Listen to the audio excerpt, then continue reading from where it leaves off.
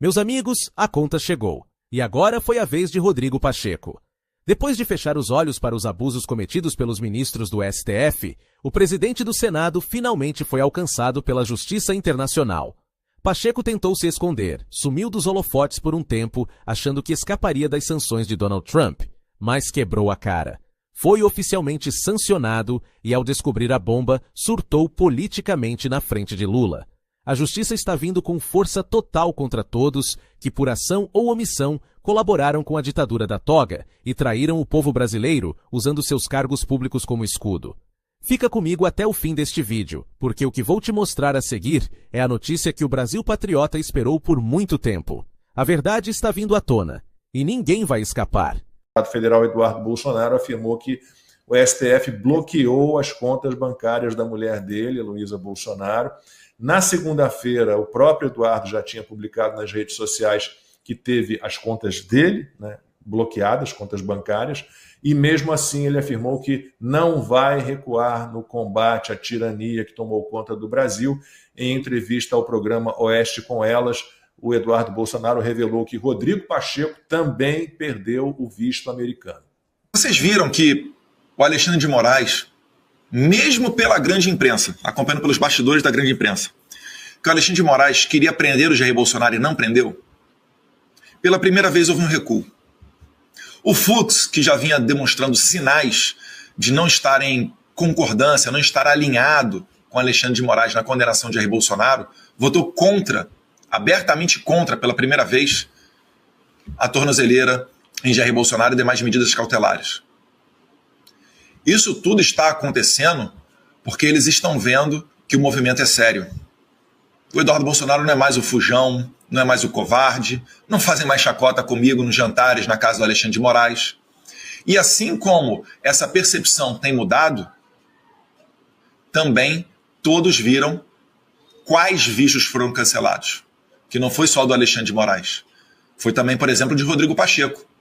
Eu não sei se vocês têm aí, talvez mais para frente no programa das senhoras vocês possam assistir, mas o vídeo em que o Lula fala que ele é bom de truco. Não sou mineiro, mas sou bom de truco. Se o Trump trucar, eu vou dobrar para 6. É num evento onde atrás do Lula estavam lá o Pacheco, o Camilo, né, Camilo Santana, outras autoridades do governo, outros deputados federais. Nenhum deles está sorrindo. Quando o Lula fala que vai trucar com o Trump, o Rodrigo Pacheco, ele quase bota a mão na boca assim, ele fica assim, incrédulo. Ele fala, meu Deus, meu Deus, meu Deus, meu Deus, onde é que vai acabar isso? Eu te digo, Rodrigo Pacheco, onde é que vai acabar? Ou a anistia será aprovada, ou todos os senhores acabarão tendo o mesmo destino de Alexandre de Moraes. Bom, e na quarta-feira Não, desculpa, vamos para o Rodrigo Pacheco antes, porque depois eu passo esses números aqui de pedido de impeachment.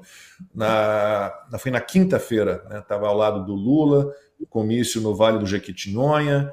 O Rodrigo Pacheco fez lá um discurso contra a anistia aos manifestantes do 8 de janeiro, defendeu o Supremo Tribunal Federal e rasgou elogios ao Lula, né, que ocupa a presidência.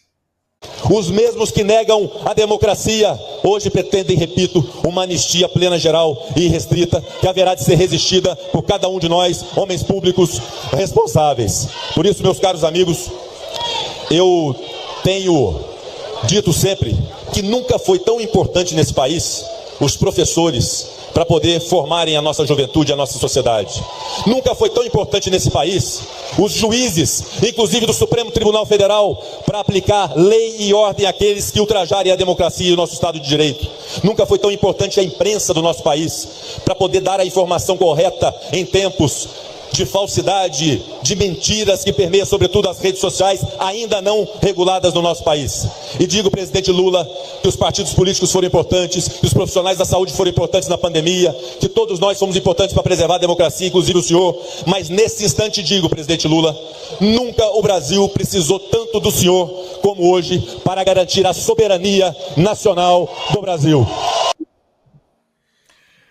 Antes de a gente descer a lenha no Rodrigo Pacheco, porque merece, deixa eu dar aqui alguns dados para vocês, né? Porque o Rodrigo Pacheco tem é culpa, em grande parte é culpa dele. Claro, Davi Alcolumbre antes, mas ele também, ele ocupou a presidência do Senado, nada fez, né? Tem processo de impeachment de ministro do STF? Não vi. E faz um discurso desse nível, assim, eu espero realmente que, se ele voltar a ser candidato, que os mineiros deem a ele a resposta que ele merece. Na quarta-feira, o senador Flávio Bolsonaro protocolou um pedido de impeachment do ministro Alexandre de Moraes, e agora o Senado tem 70 pedidos de impeachment parados contra ministros do STF. Essa contagem está sendo feita a partir de 4 de janeiro de 2021, porque nessa data o Davi Alcolumbre, ainda no primeiro mandato dele à frente da casa, arquivou todos os pedidos de impeachment contra os magistrados. Então, de 4 de janeiro de 2021 para cá, o campeão de pedidos de impeachment é o Alexandre de Moraes, há 29 pedidos de impeachment contra ele.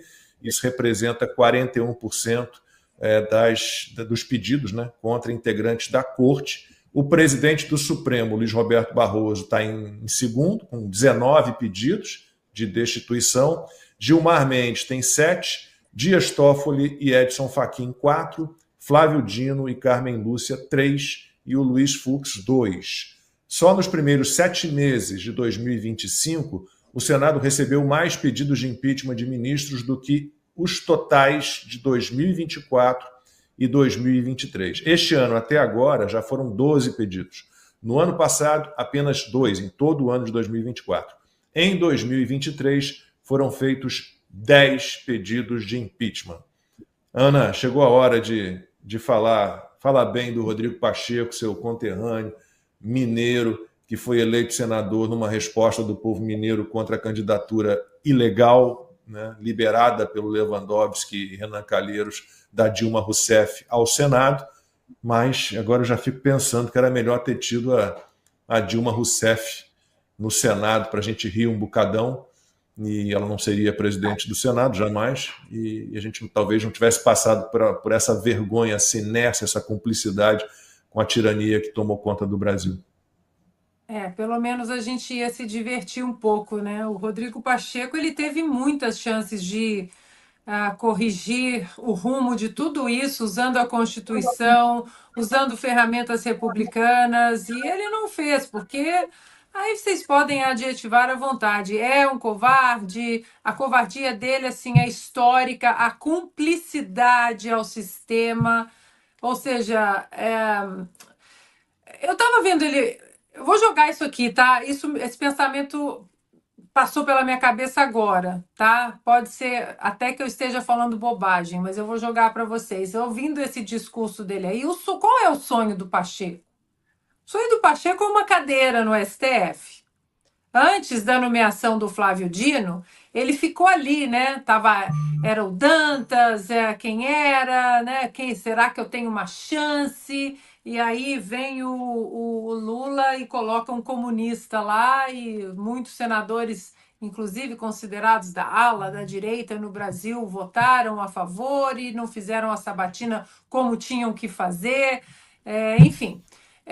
E aí eu fico pensando, bom, se um processo de impeachment, agora vamos supor que saia a Magnitsky essa semana, que pelas conversas aqui há grandes chances, inclusive as chances eram de que ela sairia na sexta-feira mesmo, mas o presidente Trump viajou e tinha muita coisa acontecendo, principalmente em relação aos acordos comerciais com a União Europeia.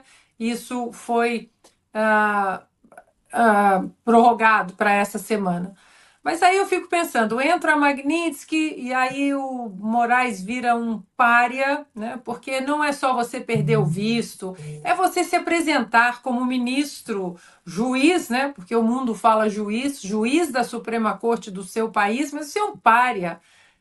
Você sofreu as sanções Magnitsky. E aí talvez com essa pressão das sanções Magnitsky, o Moraes sofra um processo de impeachment. Estou fazendo aqui um exercício assim muito livre, como se nós estivéssemos na nossa sala, tá? Não coloquei nenhum pensamento mais profundo, não.